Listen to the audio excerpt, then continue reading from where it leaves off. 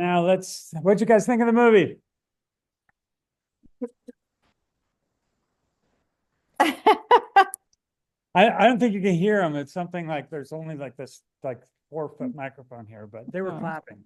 Okay. Uh, so wonderful to see you. I know it's really nice to see you again. I told them that not only is she a great filmmaker, but she's one of my favorite people on the planet. And it's just lovely to have you back at UVU. Yes, you as well. I mean, well, yeah, I mean, virtually, like, but my time when I was there in person was really fantastic. I missed that landscape. Yeah, we had a great time. Um, So, man, this film is so great, and we've just been, watching your movies and reading about you this week. There's a good group of people in here who are in the official class where they all Mhm. prepare by watching a bunch of your films. So a lot of your films have been watched this week, and Okay. people are kind of know your au revoir a little bit. Mhm. Yeah. Um, so I just want to start by asking one question that I'm just want to ask, but then another that I may or may not. Mhm. And the first is, uh, unlike many filmmakers, and you've talked about this, so you came up through um, kind of through the art scene, and that was kind of your introduction to filmmaking. And and as we have that in common, the art school background. Um, but um, but when I think of your work, I think of it more in terms of like an artist and like Picasso's blue period or whatever. You just have this sort of body of work that we recognize. Whereas Mhm. other filmmakers are making just a bunch of different things. And tell Mhm. me about kind of that perspective to filmmaking and how has that been I don't know, maybe just address that and see what you come up with. I mean, just as opposed to like what, most people who are aspiring to make films do. You kind of found like kind of a, sort of what your work is saying and then pursued it instead of just coming up with a bunch of different ideas. You know what I mean? Uh, well, and even before that, I mean, I actually feel like I came to sort of like the art world through the dance world. I was a Hmm. pretty serious ballet dancer Yeah. as a kid and a teenager. And that world is very focused and very like you just do Giselle and Swan Lake and like these old ballets over and over again, the Nutcracker or whatever. And we could go, Yeah. Paquita or whatever. Right. And uh even though I was still a ballet dancer in high school when I felt like I was becoming much more kind of rebellious or whatever, like very sort of like re, not wanting or like kind of rejecting, I don't know, like the conformity of my parents or whatever. There was the stability of the ballet world that was really interesting to me. And so then when I started college and I was taking art classes, not because I was a good painter or drawer at all, but because I was like, well, I like my friends are artists and I think I'll just fit in better there. I was like every college student in your first year or me at least, or my own students as an instructor that, as a professor that I encounter.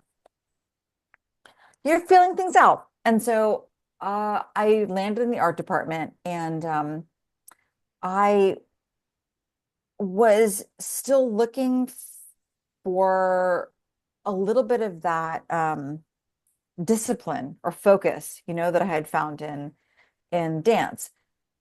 And yet I was still like like I loved my colleagues in that art department, and I was not a good sculptor or a drawer or a painter or any of that kind of stuff. And one of my instructors had said, you should take this class. It's like a performance art class. Yeah. And so I did, and we had to make videos in that class. And then I picked up a video camera, and it was like recovering a phantom limb. That's a bold statement. I stand by it. And then I went into filmmaking. And so now I feel like my filmmaking is so actually deeply connected to my dance background. Like I see blocking, like it's choreography, the frame, it's like the proscenium arch. It's like I still use a lot of music in my films. It comes back around to that. And so even though I feel like I kind of in a kind of loosey-goosey way, like to make my own rules. I mean, my own rules feel still very um connected to a rigid kind of engine that maybe starts with, I don't know, ballet or starts with storytelling, let's say, and that kind of um so I, like where my films might seem to be like lawless on the one hand, I actually think that in my heart they're there's rules. There's rules, maybe they're my rules or there's rules that are connected to the creative satellites that I have, but I think that's it. Maybe I feel like that answers what your question, No, it but does. Yeah, maybe for it sure. goes over. Oh, yeah. Let me ask you this. Let me ask you this. Are there are there stories that you have, floating around that are very different, that are like somehow, you know, like abnormally not really in that space that you are interested in? You know what I mean? Well, yeah, yeah, Or yeah. I does mean, it even well, work that way? Would it well, even right. work that way? No, kind of. I mean, right now we're casting a script that I wrote that's a really gnarly action film that's really grounded in reality, and it's a kind of feminist take on, I don't know, a kind of like history of violence meets like No Country for Old Men, but with Wow. like a female um protagonist in her 60s in this kind of way that's like if we met um the woman who in real life inspired Badlands, if we met her in real life, like what would that, in her 60s, what would that be like? And that's so for instance, like that story, that still feels like I that still feels like it's coming from my heart and my Sure, skin, sure. Yeah. but it's not like a mystical teen noir, and Right. I think that people associate me with like stories about young people or stories about coming of age or like the um, mysticalness or surreal, something like that. And yet this action script, it feels like it's like definitely coming exactly from me. And maybe that's Yeah. it's because it's like uh well, I'm not sure how I was speculated, but I will say that like I'm not, I think the only thing, well, sometimes I say like I don't I'm not I don't think I'm good at rom-com, but Signature Move is a rom-com and super beloved. So I don't know, maybe there's like just when I think like, oh, this genre is not my thing, then I think like, oh no, that but this other film that I did is kind of like that thing. So I don't know. Awesome. Well, I know that you love movies and films, and so that's a big part of you. And so like making things that kind of connect to other films that you love makes perfect sense no matter what you're doing. So we got a line of people, they're going to come up, they're going to introduce themselves and say kind of what track they're pursuing. And thanks for staying up a little late with us. And I we'll know get you guys are so lucky because it's only 10 in Chicago, but this is still I feel like it's like past my bedtime, but I'm so happy to stay up for you all. And it's not a snow it's you guys in Utah get much more snow than we do necessarily, but it snowed today and one of my kids got his wisdom teeth out taken today. So like oh no. so it's been a really interesting day of like all corners of my life are in play. Okay. All right. Thank you, Jane.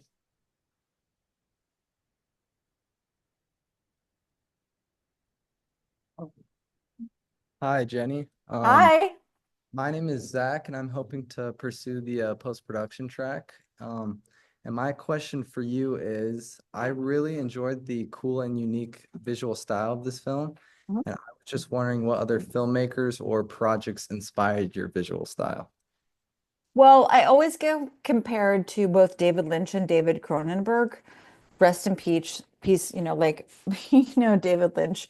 Um, I embrace both of those comparisons. I think that both of those filmmakers um, lean into the surreal, lean into kind of like aspects of body horror. I also have been deeply influenced by, in particular, let's say Chantal Akerman's Jean Dillman. It's a beautiful film from 1975 that the pacing is so slow. I mean, especially if you're interested in um, being an editor, or post-production, like don't feel influenced by contemporary films or commercials where you have to change, you have to like make a cut every, you know, like 45 frames, like really understand pacing, and that sometimes a beautiful film to watch, um, if in terms of pacing is Steve McQueen's Hunger from 2009. It's a biopic about Bobby Sands. It's a heartbreaking film, and it's really the pacing of that film is sublime. And he really knows when to kind of like do, like fast cuts and when to just have a long, like literally like a long uncut, take to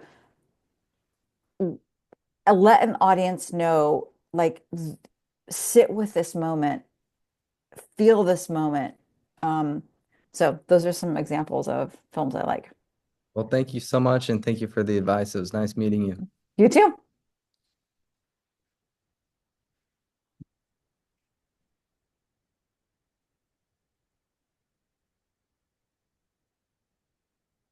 Hi, Hi. I'm Kiara and I'm hoping to go into the cinematography track. Hmm. And my question was like, what was your inspiration or where did the idea for this film come from? Oh, that's such a good question. So, the films that I made leading up to the Perpetrator um, involved the experiences of a lot of like young women. And so I would get asked all the time, like, how is it working with all these young women?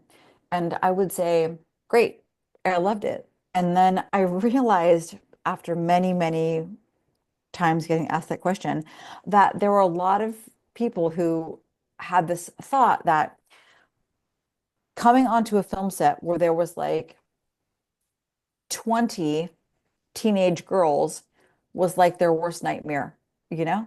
Like, and I was like when they would say like, well, how is it working with all of these young women, And so I had this, it wasn't a realization, it was like more of like a confirmation that we as a culture are uh, obsessed with youth and beauty, especially among young women.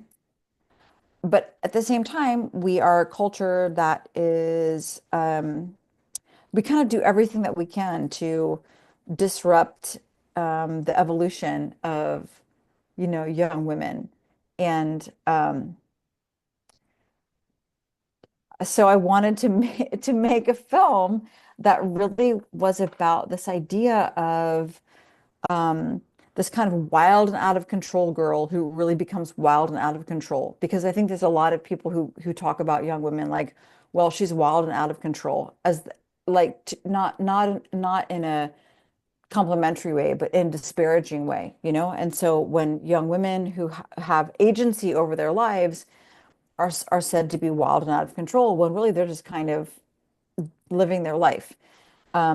So there was that part. And then I knew that she wanted to be, or so that idea of like a wild, out of control girl who becomes wild and out of control, I thought like, well, that's a real shapeshifter story. So then I thought about a shapeshifter, like what are shapeshifters? There's, vampires, there's werewolves, and I didn't want her to be either one of those things. And the idea of empathy kept coming back to me.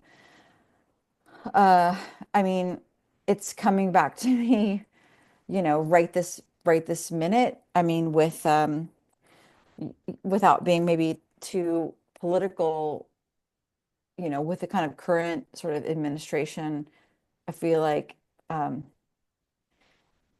it makes me sad that there are a lot of people who have a lot of power who can't or refuse to put themselves into the positions of other people, to think like, what would it be like if I was that person?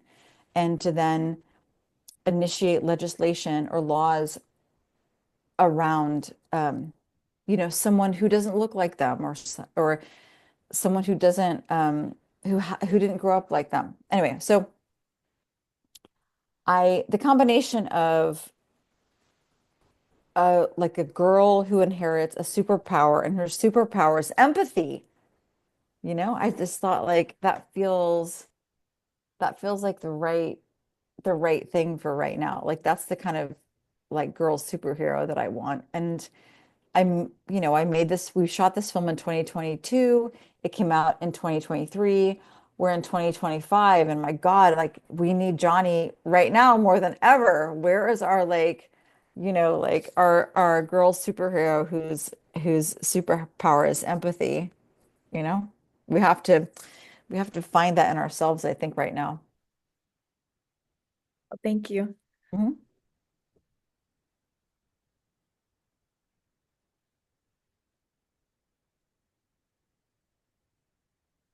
Hello. Mm. My name is Patrick. I'm a writer director and Mhm. also an editor. I loved the movie. It was wonderfully bizarre, and Mhm.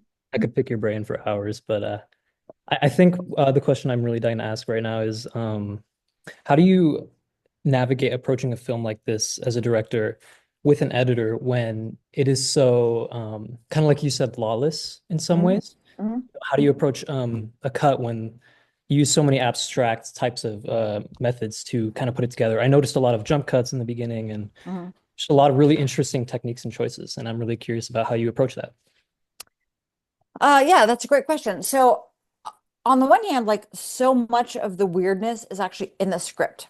So, I really do try to write everything that I think that the film needs in terms of like pacing, visuals, it's in the script. So, whether it's the DP or the production designer or the editor, there's nothing that they are so surprised by, when we start shooting. However, I also know that there's so much nuanced awesomeness that happens in during editing. And so I'd love to have these long conversations, with um, my editor, especially if there's like a scene that's not quite working. Like maybe it worked on the page, and then we shot it in a way where like, okay, I think that's working. And then you get it onto the timeline, and it just doesn't, it feels like what's going on here? And you need it um narratively. Like you can't just say like, all right, that scene's not working. Let's just get rid of it. Um and I so then I love having a conversation with my editor where we um rebuild the whole scene from the very beginning. And so I sit with my editor, we look at the script again. Um he says like to me, or she says to me, uh okay, what's the engine of this scene? Like, what is this scene? Um, and like, what's the mission of the scene, rather, not the engine, but what is the scene saying in terms of the whole kind of like story? And then we rebuild the scene. We don't go into the scene as it already is and try to refix it. We like literally like go back into the bin of all of the raw footage and you rebuild the whole thing. And sometimes when you do that, you realize like, oh, this scene is related to this other scene down the road. So we actually have to we rebuilt this whole scene. So then we have to like revisit this other scene down the timeline or whatever. Um, so I hate production because anything could happen at any moment. It's like the boulder running down the hill. But I love editing because editing is it's like you have to dig back into all that footage and you can find a little moment where an actor didn't know that the camera was still running and they have an expression on their face and then you can use that or you rediscover what your film is about, in the post-production process. But so much of the bizarreness, is already written in the script. So anybody who comes on to this project already knows mostly what they're getting themselves into. Thank you so much. Appreciate it. Uh,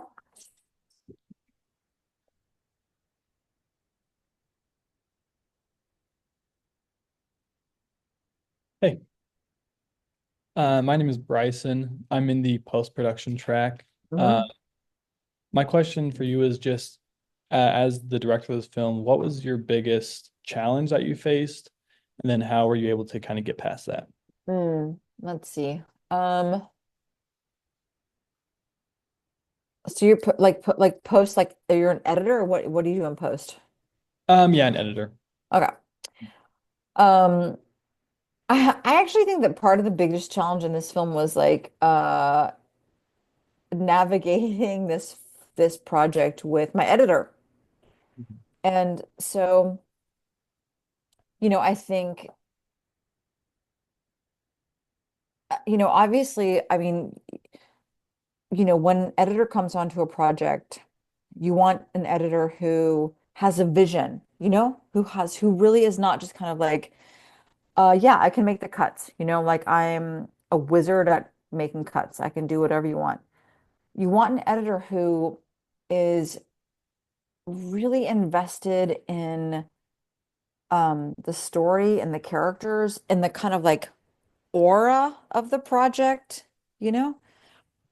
Sometimes I'm sure you could take on something that feels like it's a commercial project. You know how to do it. You don't have to invest in the aura of it.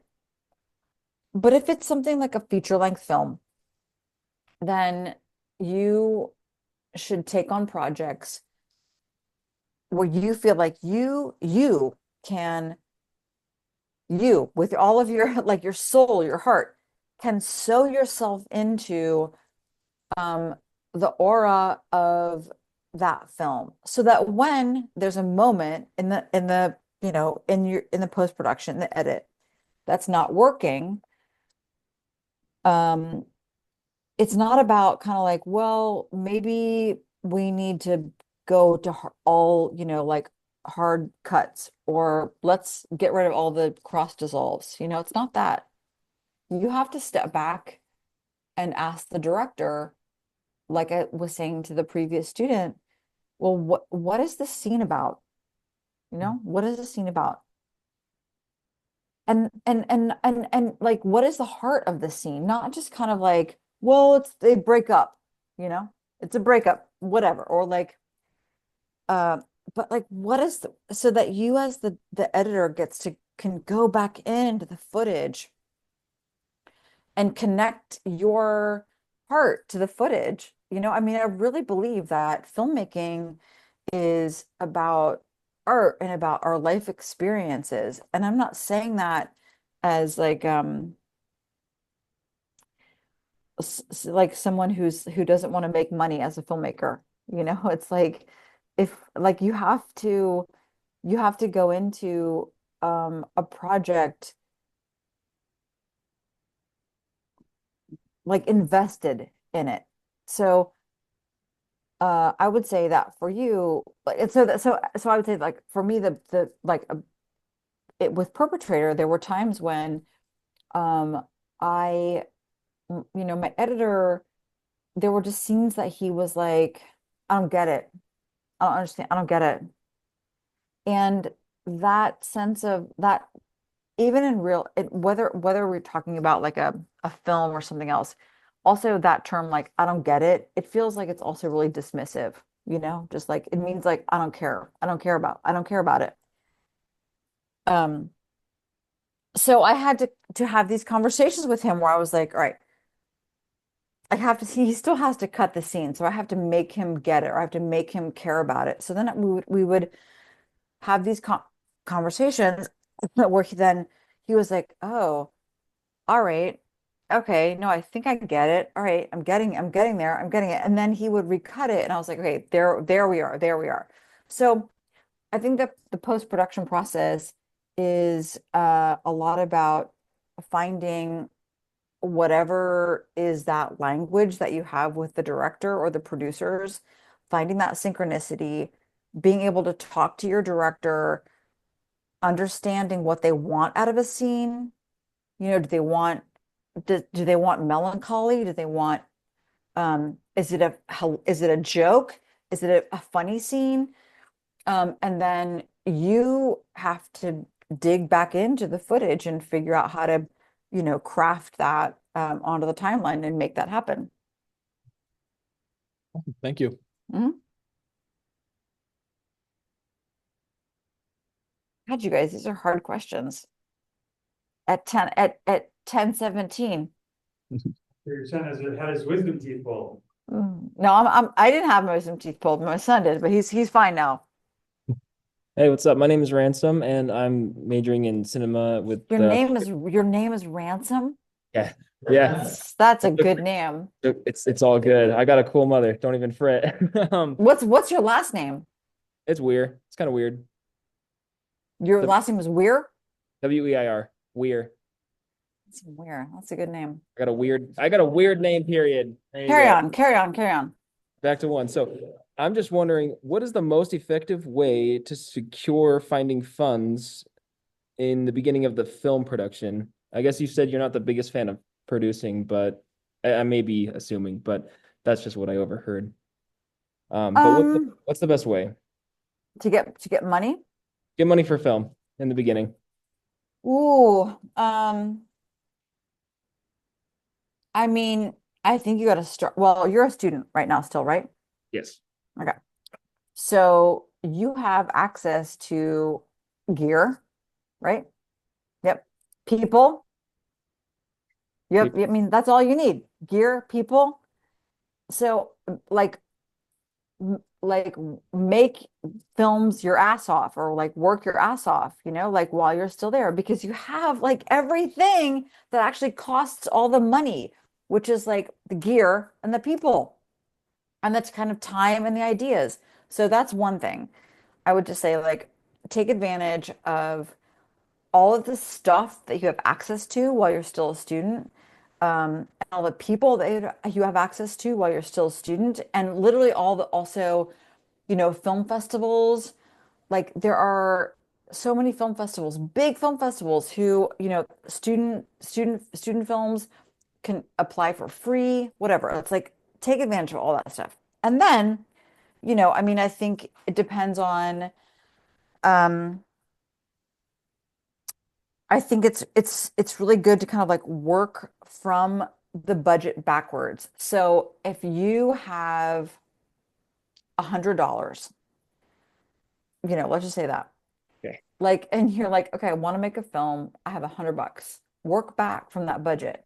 I am someone who, if you and me, Ransom, someone came to us and they were like, you and me and Duane, they're like, okay, I'll give you guys $100 to make a film. I wouldn't be like, yeah, F that. Like, I need $100,000. I mean, I would be like, okay, no problem. Like, I'll figure this out. Like, I have a phone. I have like I have a laptop with like, Da Vinci on it. Like, we can figure this out. We can make an awesome film today, um, for less than $100 even. So I think you have to sometimes work back from what you have. I will tell you that so many of my early films were funded through, state grants. Um, I would just sometimes put away a part of my um, paycheck as a faculty person, like $5 a week, and then make that. Now I'm so thankful that I have producers, excuse me, whose job it is to go and look for funding. But even that model is, um, we might ask for this amount of money and then they come back and say, well, we can give you half of that. So then you scramble around and try to figure out like, well, do we cut the pages down? Do we cut the effects down? How do we, how do we still make this film, but within that, within what they've, given us? I think it's really good to be scrappy, you know, um, use your friends, use your family. Uh, I don't know. There's not a, it's like there's not a golden answer, like the money question is always the biggest question. Like, how do you get your film made? And I just think if you really want to be a filmmaker, then you'll you'll make your film for $5, you know? I mean, there's been so many excellent, films, short films, long films that have been made for such a small budget. No name actors, no big gear, no big locations, no big effects. It's like just a good story. So yeah, get scrappy and stay scrappy. And then, I mean, I think making a couple of like really substantially interesting, short films that have nice festival exposure will get the attention of, you know, um, producers who are kind of like, well, what do you want to do next? That's the thing, and then they have access to um some more money. But like be a good storyteller, be scrappy, and also just like honestly say like get done what you say you will get done. Like nobody wants to be the guy who's kind of like, yeah, well, I've been working on this feature film for a long time. It's gonna be really interesting. Everyone's gonna love it. Just be the guy who's just like, or the gal or whoever who is like doesn't go to the parties, doesn't hang out, just like nose to the grindstone, gets some good films made, gets that noticed, gets you know what I mean? Does that make sense? Yeah, you got it. I like it. That's perfect. Thank you. Mhm.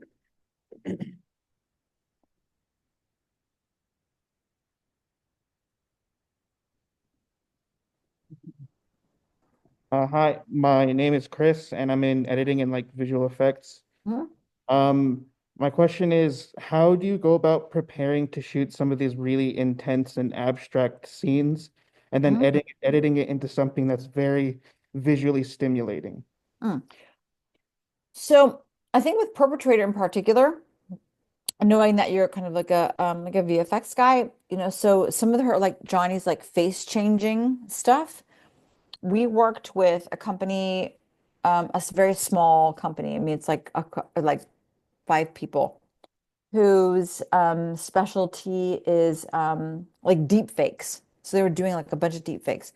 So we contacted them and we wanted them to do our VFX, but make them not like super convincing deep fakes, like because she's still kind of like tuning in and out of her shape shifting. And we went through many iterations of, those conversations around those VFX. So it wasn't just like one example that we sent them. It wasn't like one example that they sent us. It was back and forth and back and forth, really nuancing. And but it was still about storytelling. I've said this over and over again. So, you know, when we got the first couple of like VFX back from them, I was like, oh no, that's not right. So I said to them, it really has to be like she doesn't have control of her shape shifting yet. It's like it's happening to her. And then later on in the scene, I was like, okay, she can control it a little bit, but it's not, it's like tuning in and out of a radio. Maybe that doesn't make any sense, like where we used to have to kind of like, or scroll through the channels to tune in and out of radio. So I think even if you're interested in like visual effects, it's like figure out how to communicate with with the director, or even if you are also the, doing being, the storyteller, like what is there's no one filter or like, effect, like pasted thing that you can put on to a shot. Like you have to know what's the story, what's the character's motivation in that moment, for that effect. Mm. Oh, cool. Thanks. Mhm.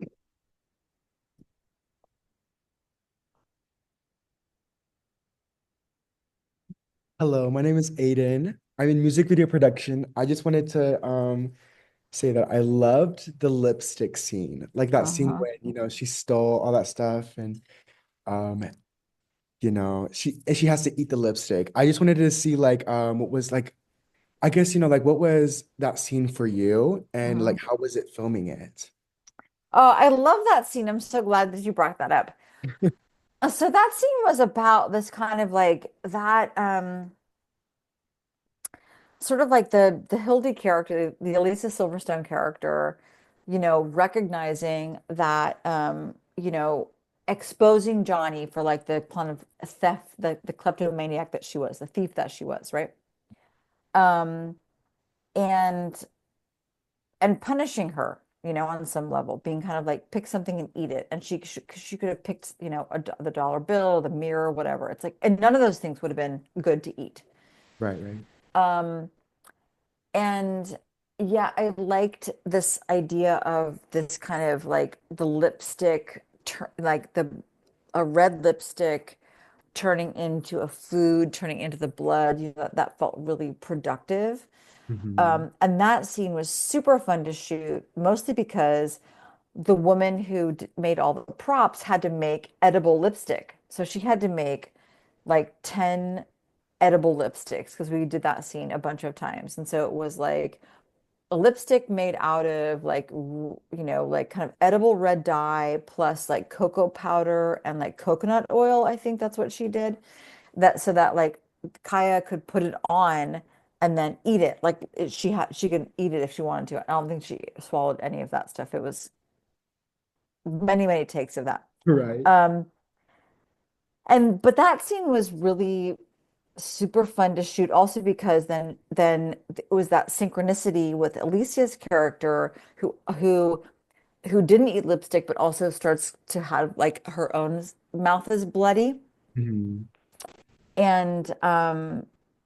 And that was just like that whole scene was really fun to shoot because it was so kind of raw and abject and kind of gross. And I think it's a it's just fun to be kind of like um gross and sort of threatening. And when I sent that scene when we cut it together to Alicia, she was so funny. She was like, "Oh, look, God, my mouth looks so gross. Is there a baby?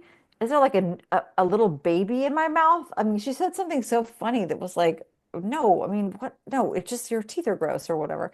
Um, so that scene was really fun to shoot, but I like being able to write a scene like that, like Hildy says, pick something, eat it. Johnny takes the, lipstick, eats it. Her mouth becomes bloody, Hildy's mouth becomes bloody.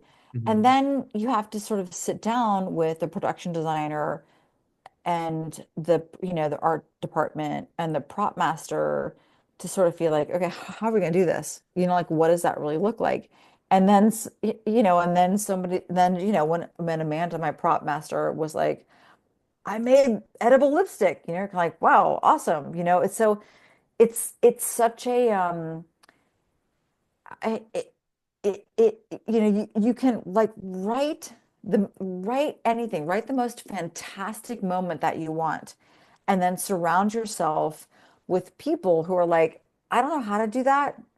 Because Amanda had never made edible lipstick. She was like, I don't know how to do it, but I'm gonna figure it out. And my God, it's like right now with the old internet, I mean, my God, you can look up anything and you could look up like how to make, edible eyeglasses. I don't know. Um, Right. and she was just like, I got it, I figured it out. And then she tested it, you tested it and you know, we made sure that Kaya wasn't allergic to it. We shot it a bunch of times. And yeah, that's what we got. That's amazing. Thank you so much. Mhm.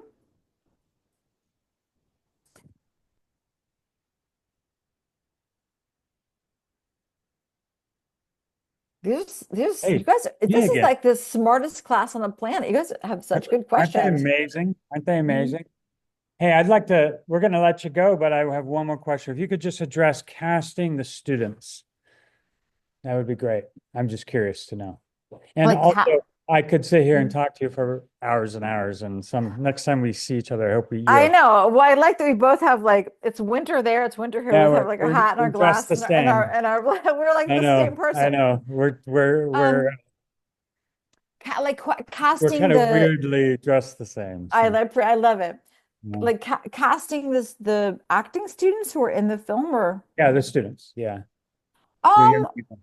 well, so we shot that in Chicago, and where I live. And I have a very good relationship with a casting company here in Chicago. And so to get like I mean, when you're shooting a feature length film with a certain budget, where you might want to, this, but like where you might want to like cast a 15-year-old to play a 15-year-old, it's really hard. Like you actually have to cast an 18 or a 19 or a 20-year-old to play a 15-year-old, only because like then everyone can be on set for 14 hours or something, which is also just like cruel and unusual at any age. Um, but and you know this of me, Duane, like I like to cast groups of people really what I feel like is authentically and not just like and which is also inclusively, to say like let's just cast a big wide net of people who um, are all different, skin tones, all different sizes, all different levels of ability, etc. Cast authentically. And whether you are in a big city where you have access to a lot of different, you know, um, actors or non-actors or, background people, or even if you are in a much smaller community of people who just have to sit in a room, they don't have to act all, they just have to sit in a room. Um, I just think it's become more and more and more important to um, to cast authentically in this world, because I know directly that when you make a film um, in which an audience member, even in one screening out of 100, sees themselves on that screen, like they're like, oh, that character looks like me. Like literally that character looks like me.